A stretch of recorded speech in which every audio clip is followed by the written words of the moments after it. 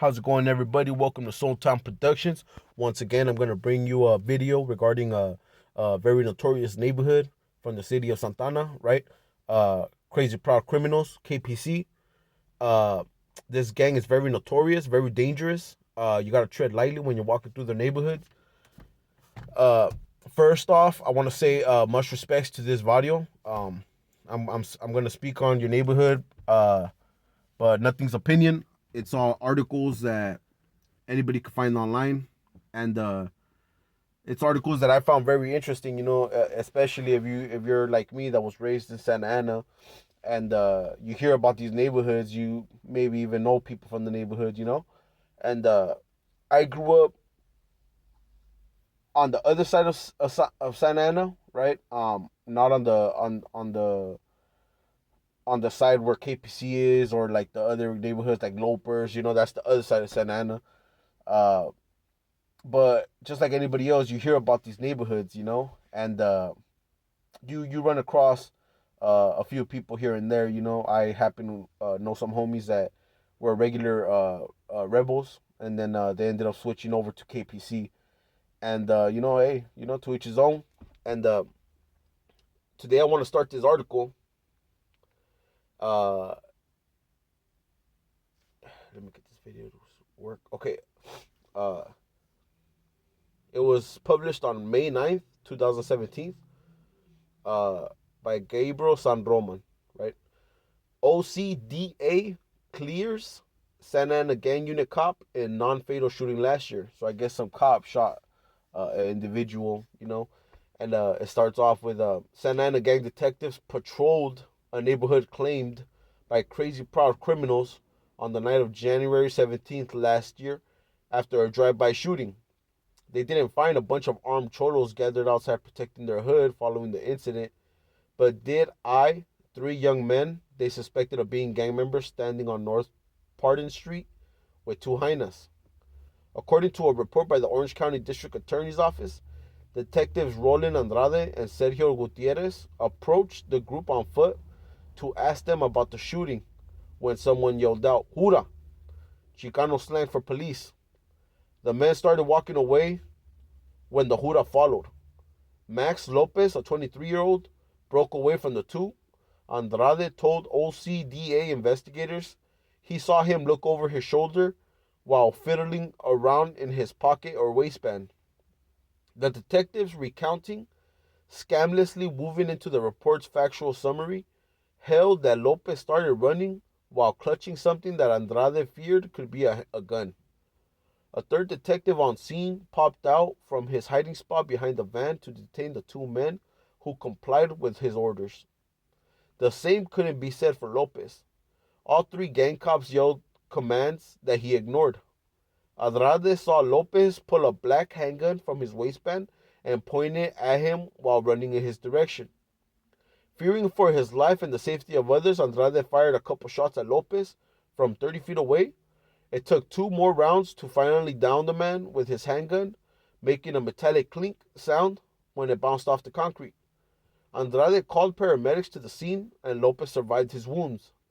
After being transferred to Orange County Global Medical Center in Santana, for his part, Lopez later told OCDA investigators he witnessed a drive-by, but a man in a black shirt and blue jeans told him, "Let me see your hands," that evening without identifying himself as police.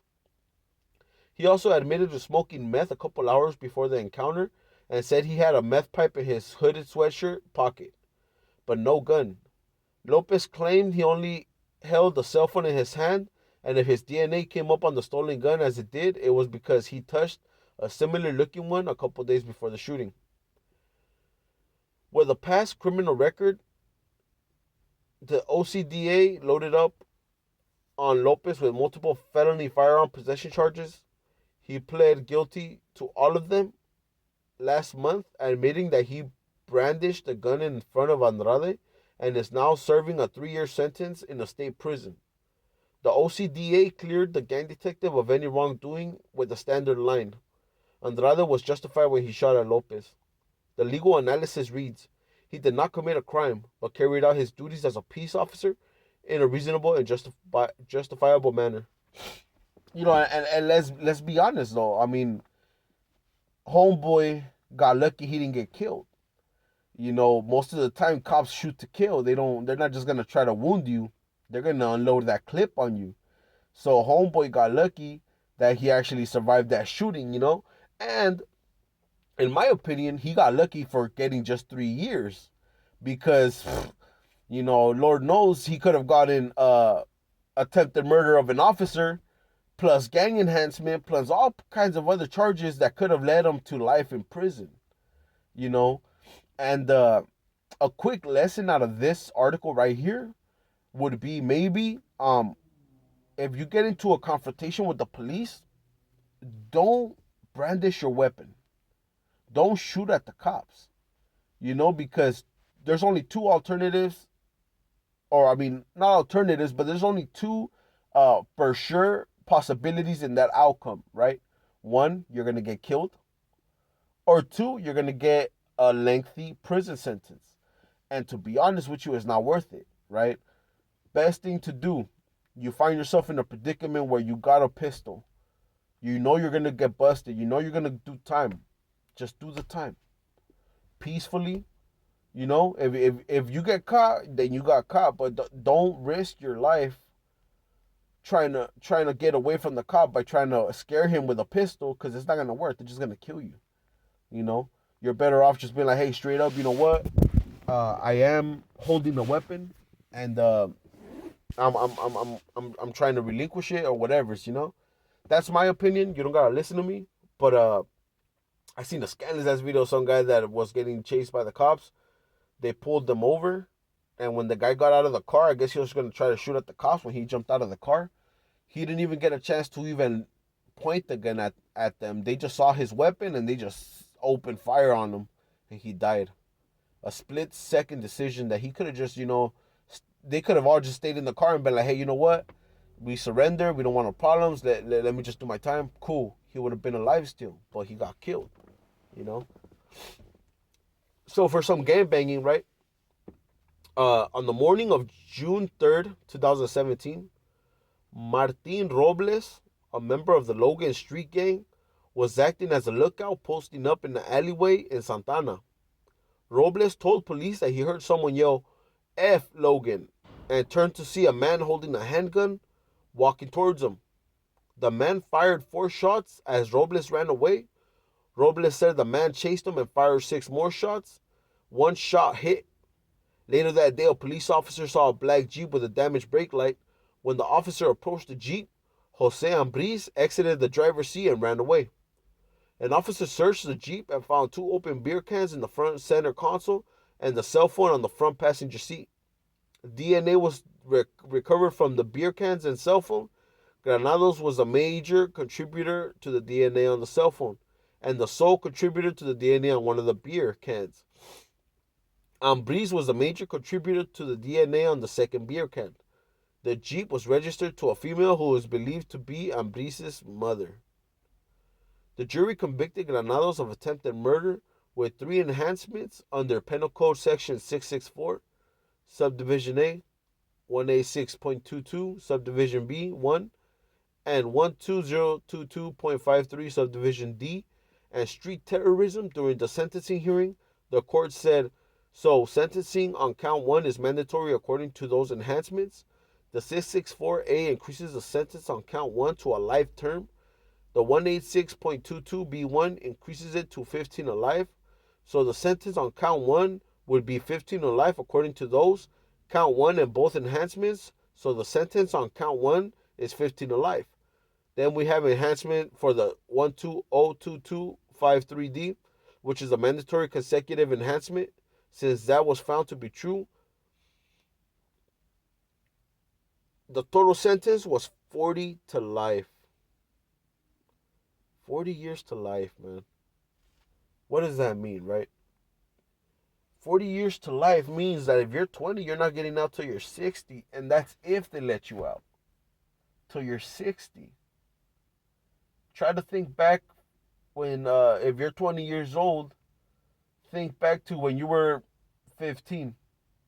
Feels like a long time ago, but it's only 5 short years. Now imagine 20 to 60. and then maybe not even get out. I found another article about 10:30 p.m. on June 19th, 2005. Eric Peralta and his cousin Efren Enriquez were walking on Spurgeon Street in Santana toward a convenience store. According to Enriquez, a blue four-door car with three people passed them and stopped. A man exited the car and asked where they from. Enriquez put his hands up and said, "What's up?" As he and Peralta kept walking, a second man with a gun got out of the car and fired at them once. Peralta was shot in the head and killed. The two men got back in the car, someone yelled out, "KPC," and the car drove off. Santa Ana Police Department Detective Richard Ashby interviewed Enrique shortly after the shooting. Enrique was shown photographs of active KPC gang members, but he did not identify anyone as the suspects. 3 months later, on September 17, 2005, Jose Portillo, a former KPC member, was driving a car with defendant as one of the passengers. Portillo sped away when he saw the police. The police gave chase and Portillo was arrested for felony evading. Defendant was arrested for attempting to flee from Portillo's car. On September 19, 2005, Portillo told Detective Ashby that defendant had bragged to him about shooting a person who identified himself as a Logan gang member. Defendant had said two people, a guy from Clowntown and another youngster he did not identify, were with him at the time of the shooting. Portillo also described the car used in the shooting as a dark purple Chevy Beretta. Portillo had previously seen defendant driving his car and had seen him with Luis Estudillo and Paul de la Cruz. Additional suspects in the case: on or about November 19th, 2005, defendant had a 2-hour interview with Detective Ashby after waiving his right to an attorney and right to remain silent. Defendant initially denied knowledge of the shooting, but then admitted witnessing it. He named Stryker, an Anaheim Clowntown gang member, as the driver involved in the crime, but refused to name the shooter. Several months later, on June 19, 2006, Portillo testified at defendant's preliminary hearing. According to Portillo, defendant told Portillo in June of 2005 that defendant was the shooter who killed Peralta. Defendant was bound over the trial and charged by information with one count of first-degree murder, Penal Code 187, Subdivision A, with a criminal street gang special circumstance, ID Subdivision A22, a gang benefit enhancement, 186.22 Subdivision B, and an enhancement for gang member various discharge of a firearm causing death. Defendant was also charged with one count of street terrorism. Trial was scheduled for March 7, 2007, but it was continued 2 months to May 21 because neither side was ready for trial. On or and after May 21, 2007, the trial was trailed 3 times to May 30. On May 30, 2007, the prosecution filed a motion to admit Portillo's preliminary hearing testimony, claiming that Portillo was unavailable to testify at a trial. The prosecution requested a hearing on the issue of due diligence. According to the motion, Portillo had been in custody on an unrelated matter at the time of defendant's June 19, 2006 preliminary hearing, and he agreed to provide truthful testimony in exchange for a more lenient sentence. After testifying at the preliminary hearing, Portillo entered a plea in the unrelated matter and was sentenced.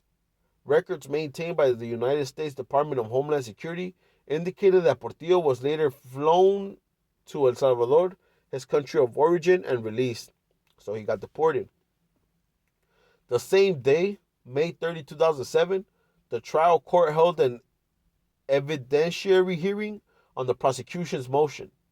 Investigator Ed Wood of the Orange County District Attorney's Office testified regarding his efforts to secure Portillo's presence for trial and his communications with the Department of Homeland Security concerning Portillo's whereabouts. Wood said he began looking for Portillo the Friday before, on May 25. He started by running Portillo's name through the law enforcement database, discovered 2 outstanding no bail warrants for his arrest. Wood then contacted Detective Ashby and asked him to make out a bolo or a wanted flyer for Portillo. The wanted flyer, which was disseminated at least regionally to all law enforcement, resulted in no help for information. That afternoon, May 25, Wood went to Portillo's last known address at an apartment unit in Santana. A woman lived in the unit with her father and daughter, and she did not recognize Portillo when shown his photograph. Wood also obtained a local arrest record printout listing 2 telephone numbers for Portillo's family, member of friends, but he ascertained those numbers had been disconnected or changed. Wood additionally asked Detective Ashby to try contacting Portillo's friends and family in case Ashby had information in the database that was not accessible to Wood.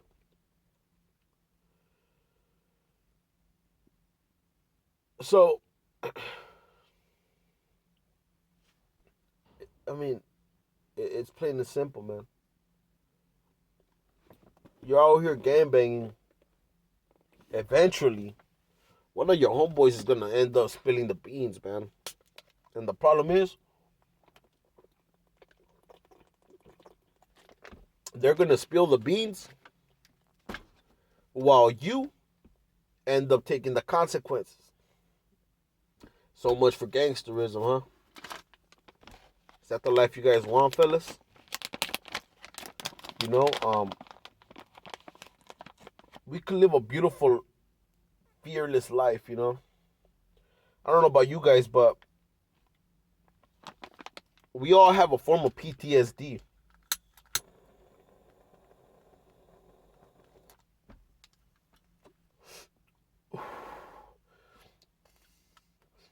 How?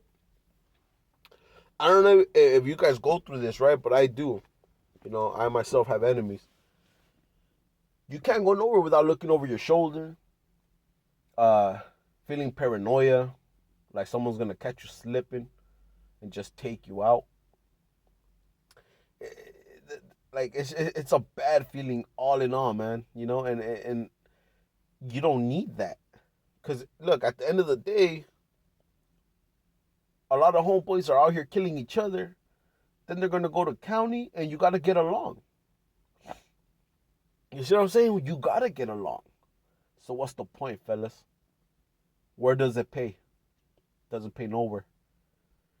While you're locked up with the homies, your mom's outside crying in her pad, lonely, can't pay the bills. Maybe she's struggling. While you're in there thinking you're a man, your family's falling apart. Your daughter's growing up without a father. You know? It's all fun and games till the game's done, eh? And it's a sad road. And I hope we learn that as a people. So, teenagers Yvette Costa and her sister Rachel lived with their family in Santana. On August 31, 1989, 2 teenage boys, Frankie Castellanos and Rachel's boyfriend Guillermo Priceno, came over for dinner. Oh wait, this one is not related to this video. Yeah, it's not related to the video. Should I? I'll read it anyways, just so you guys could hear another little story. Teenagers Yvette Costa and her sister Rachel lived with their family in Santana. On August 31, 1989, 2 teenage boys, Frankie Castellanos and Rachel's boyfriend Guillermo Priceno, came over for dinner.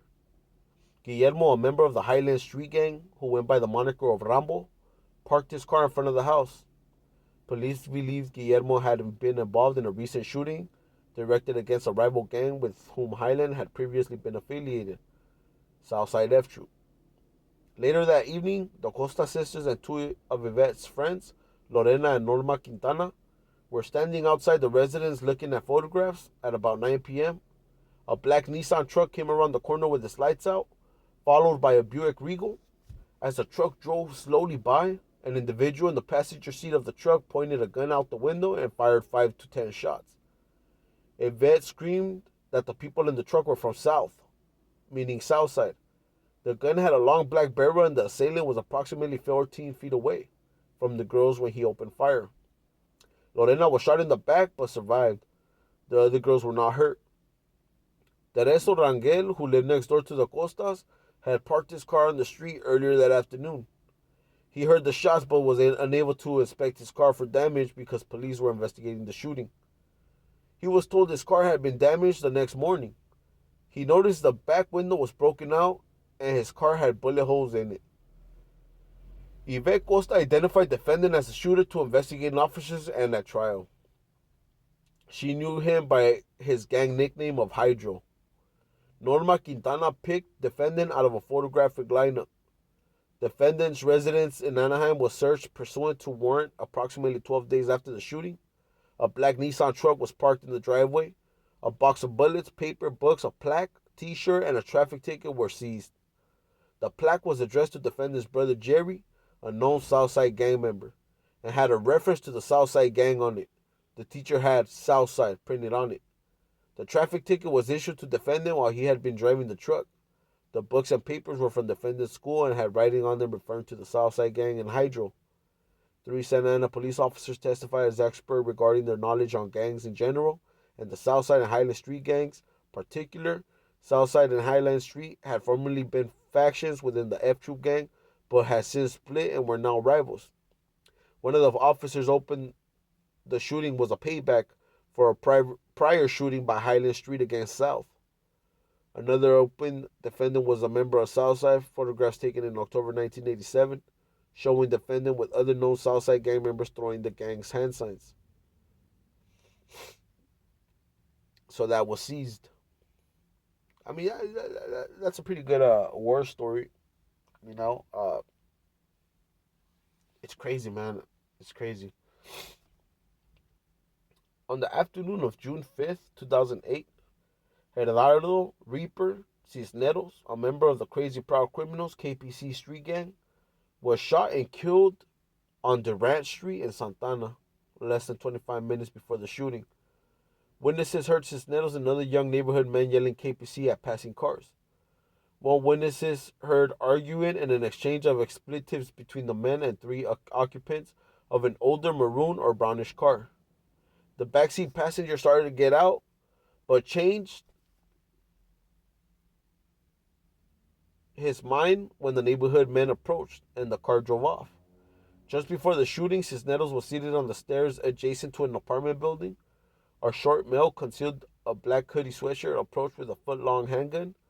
The shooter fired 4 or 5 times at Cisneros, who fled across the street, where he collapsed. Cisneros died later at a hospital. The absence of bullet casings suggested the shooter used a revolver. The shooting occurred in territory claimed by KPC, which is adjacent to and west of territory claimed by Logan Street Gang. According to the prosecution gang expert at the time of the shooting, long-standing rivals KPC and Logan Street had a volatile relationship. Santa Ana gang homicides officers interviewed 18-year-old Flores, a Logan Street gang member, at the police station on July 27, 2008. Flores initially denied involvement in the murder, but ultimately admitted he and his gang associates conferred before the shooting and agreed to go into KPC's gang territory. He was on Durant Street with his associates when Cisneros shouted comments at the Flores group that Flores and his cohorts considered disrespectful. One of the Flores fellow gang members pulled out a gun and began shooting. Cisneros was hit and took off running at the end of the interview. Flores retracted his statements and claimed he had made everything up. Following a trial in October 2010, the jury convicted Flores, as noted above, to 40 years to life in prison. You know, all it takes is that one time, fellas. That one time, that slip. When you get caught slipping, wrong place, wrong time. Whether it's by the cops, whether it's by a rival, whether it's by a random ass fucking tweaker, you know, sometimes we gotta dance, you know, we gotta dance with fate, and you don't play your cards right, you could end up doing time, busted for life. I know a few people right now that are busted for life because of gang violence, and they're young men, not even 25 yet, and it's very sad because some of them left behind daughters, you know. They left behind baby mamas, their wives maybe. And, it's a situation you don't want to find yourself in, you know. And if you could think of it correctly, man, all you got to do is use your mind. Use your mind a little bit. Think about it. Do you really want to go shoot that gun? Do you really want to go into a rival's neighborhood looking for somebody to victimize? You know, a lot of the times you're just angry. You know, yeah, they probably did damage to you where you feel like you need to go back. But at the end of the day, it's like this. All right, karma's real. You know, if a lot of the times the people that get hurt aren't the gang members themselves, it's the people that are around that neighborhood. You know, the gang members aren't always the ones that get hurt. And when they victimize an innocent civilian or even a family member, it's the worst. You know, it gets you mad. All you do is see red. You know, I've been there, done that. You know, where you're bloodthirsty for revenge, right? But at the end of the day, it's not worth it, because you could end up doing life in prison. You could end up getting killed. You could end up busting a jale, not getting caught, being free, and then one day you're riding with your daughter in the car, or you're riding with your kids and your wife, and you forgot all about that beef. You forgot all about that pedo that you just had. But that person that you hurt, that hasn't forgot, that you really did disrespect and cross the line, that person hasn't forgotten. And you might just end up getting caught slipping. A lot of guys don't leave the city that they're from. And that ends up into a tragedy. That ends up into a tragedy, man. I don't know about y'all, man, but that's not the way to do it no more. You know. With that being said, that's all I got to say for today. I hope you guys like, comment, share, and subscribe. If you want. If you don't matter. I ain't tripping. You know. I'm trying to build up my podcast and bring information. Right now, I'm doing a lot of gang videos because a lot of people are really interested in gangs. But my channel is going to be more on culture and knowledge, mental knowledge, spiritual knowledge, demonology, different books. It's going to be about, I'm going to do certain videos on the Illuminati bloodlines.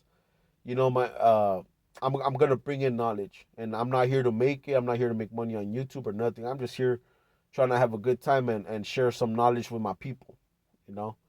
So with that being said, have a good night, my people. Stay up, stay safe. One love. I know you think you're having fun. The party feels so right. But there's one thing we've got to say before we leave tonight. So what will you do when the party's over? So what will you do when the party's over? You're riding high and you're looking fine, and life seems out of sight. But without that beer and without those drugs, things wouldn't be so right. Jesus came to free you from a life of toil and sin. We'd sure like to see you let the Savior in. So what will you do when the party's over? So what will you do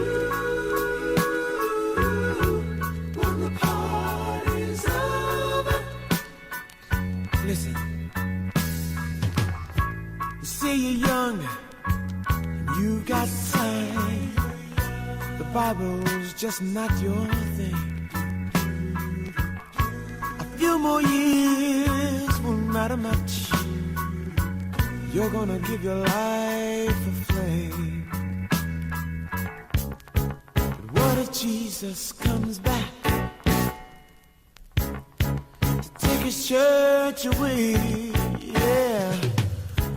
Well, what if something happens?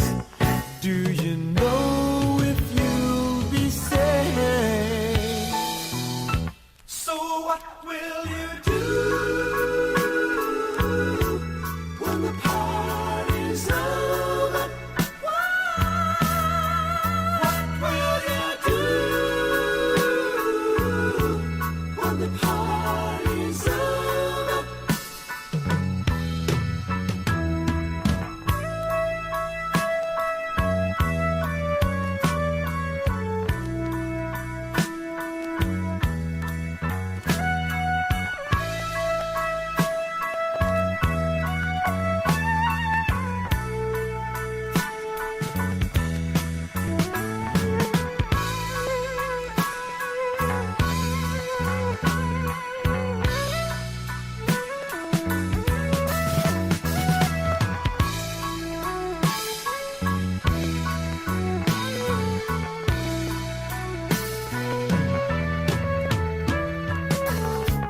So friend of mine, please listen. Listen to what I say. Give your life to Jesus and be born again today. So what will you